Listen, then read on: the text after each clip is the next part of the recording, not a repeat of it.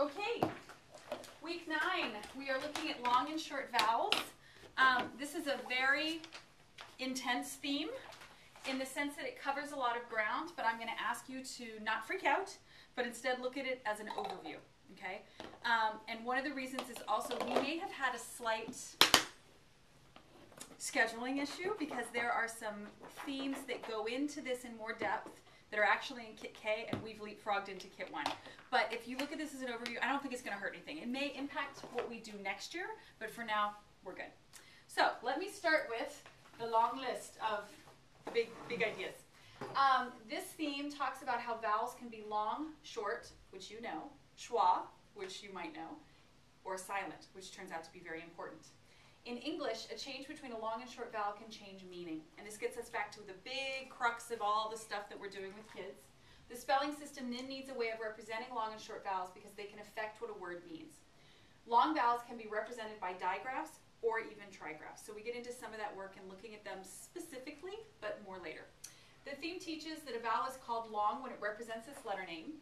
A single silent E at the end of a base word can indicate the vowel before it is long. And the terminology single silent E is something we really need to get our heads around in using. A vowel suffix will replace a single silent E. Spelling needs to be able to indicate a long or short vowel since meaning can change by the length of the vowel, short or long. Vowels aren't only long and short, and it's very risky to stop there. As we know with some of our kids, they're only trying to apply those two things to every word they encounter. Vowels can be silent, and when they are silent, they are performing a very important function, and I think this is something that we're going to come back to and is going to help a lot of our students just with looking at words in English.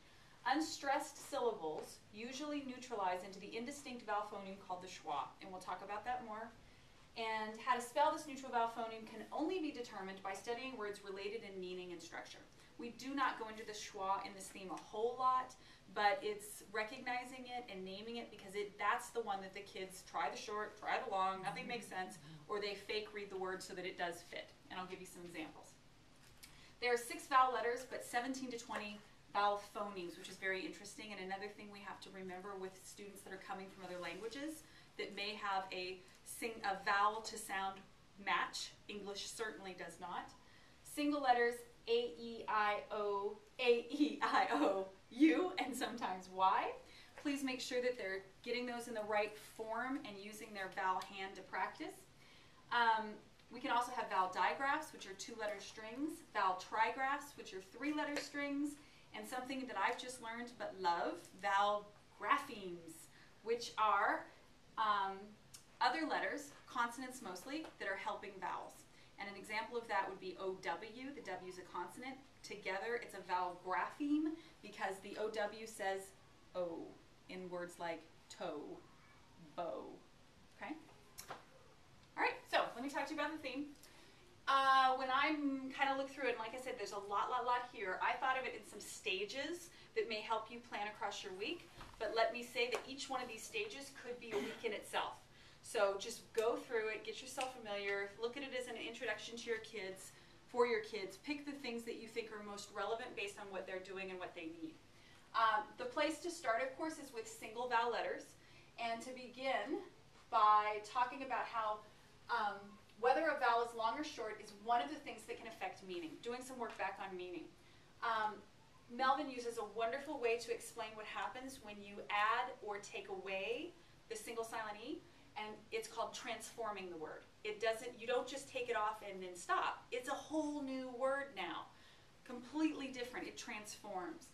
He gave some examples that you can show with kids. Man with a short vowel sound to main with a long vowel sound. I mean, you can imagine the little pictures they draw. Very different words, no longer the same. Another thing the theme teaches is that when a vowel is long, it says its letter name, and we use a macron, which is the line above it, to indicate it. We've already showed them some of the short vowel symbols, so moving into the long is good.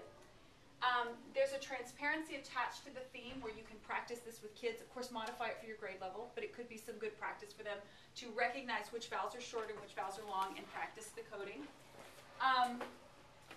After the single vowels, he moves into working with letter teams, which are what he calls digraphs and trigraphs.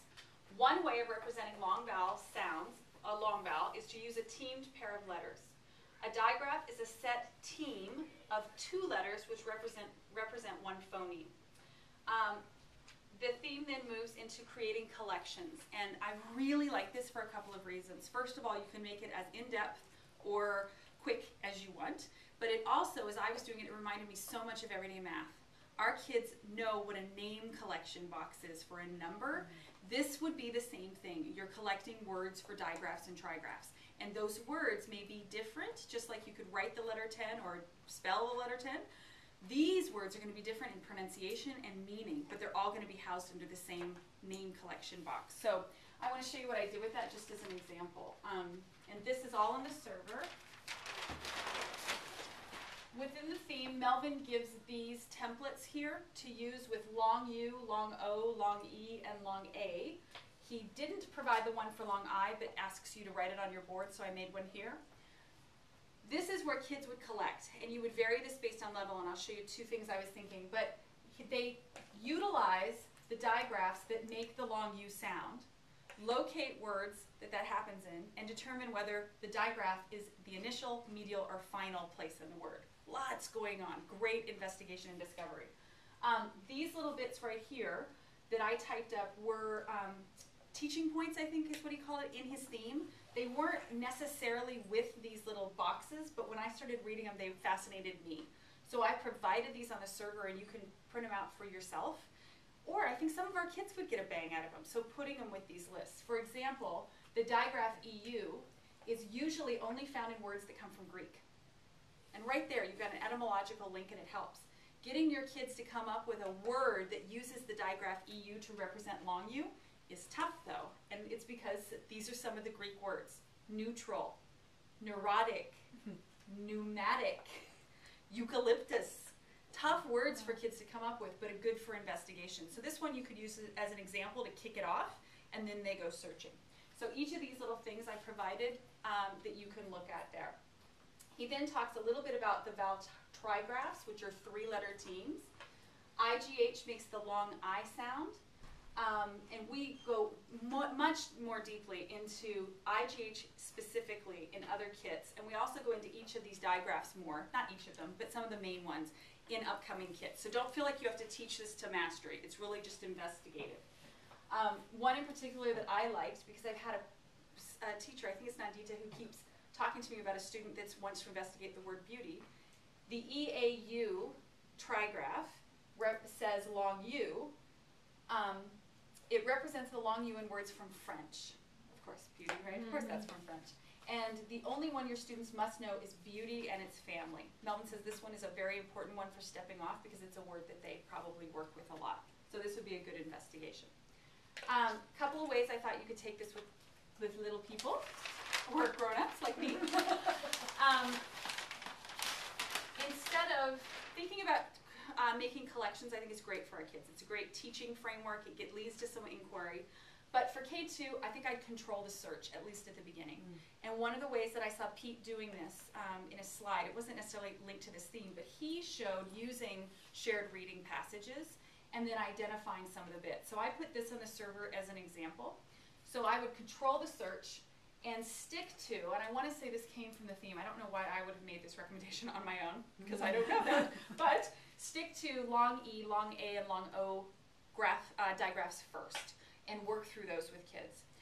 In my mind, I can imagine in the classroom, instead of like a regular word wall, you know, I'd have an EE digraph word wall with some words that we found in our own collection. If teachers at these levels start making the collections, we know the kids will want to add words to them eventually.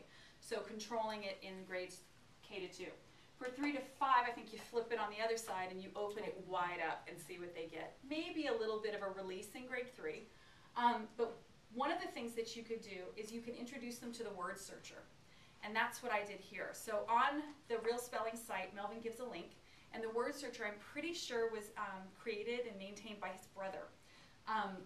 And what it is it's just a database of all possible words. And you type in either a word or you type in part of a word, and it just goes and it spits out every possible word that they've linked with it. But it's a machine, right? So it doesn't think about things. So you have to sort of analyze the list.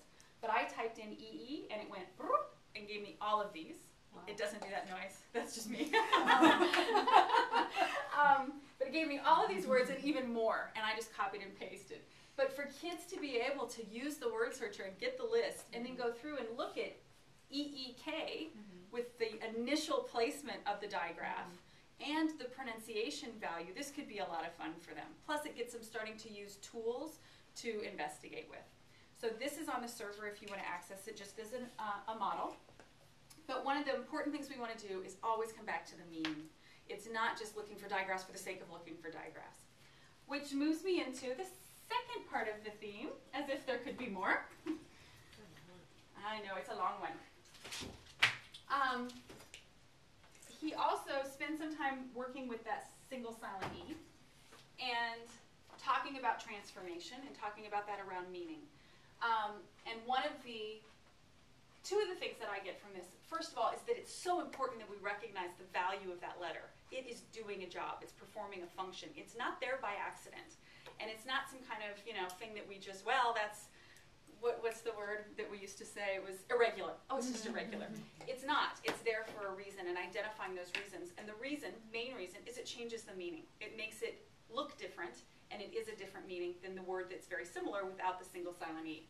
So one of the examples that Melvin gave in the theme is to take a list of words, and these are the ones he had mentioned, and you transform them into different words using single silent E. Have the kids then code them using short for one, the short vowel coding, and the long vowel coding. Then use both into a sentence to talk about the meaning. So the example he gave was C-U-T, cut, is transformed by adding the single silent E to C-U-T-E, cute. The sentence, her new haircut is cute, and talk about the obvious difference in meaning there. I feel like lower grades can spend forever on this, really working on this and getting a bang out of it. But upper grades too, because some of our kids don't understand that that E is there for a reason. The last little part that I'm not even going to pretend that I understand is the schwa. I don't know. I get it kind of, but I don't know how I'd work on it really. It's not dealt with in this theme a lot. It's sort of mentioned, and I'm assuming it's going to come back up. But basically within the theme, it talks about how this unstressed syllable, and we haven't talked about stressing of syllables, but unstressed syllables, a vowel sound usually collapses. And that makes sense to me. I can kind of see that happening. It's not short, it's not long, it's somewhere in the middle, into a neutral vowel phoneme called the schwa. These were words that he gave as examples, and I went ahead and put the schwa there just to model that. But the caution is that we don't want to ignore the schwa by mispronouncing the words. And I know I've done that, I'll say the, when really the word is the, when I say it regularly, but I'm trying to avoid the fact that I want a long E there, so I don't have to mess in my head about what that E is doing. Well, it is serving a function. It's the schwa. That's what it's doing. It's not long, it's not short, it's not silent, it is the schwa. So I think we're going to have a lot more to talk about with this with kids, but they're going to come across the schwa in words, so you have an initial answer and could even sort of do a collection around words that we found that we think are schwa, have schwa in them. One person who was in here just a minute ago talked about a little girl named Reagan and how it's a double schwa name because it's not Reagan or Reagan, so that her name also doesn't follow the normal pattern of long and short.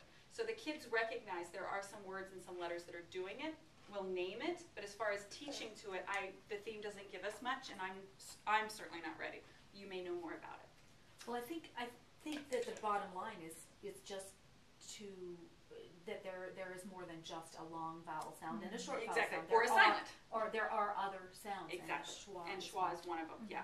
And you could start, like I said, some collections.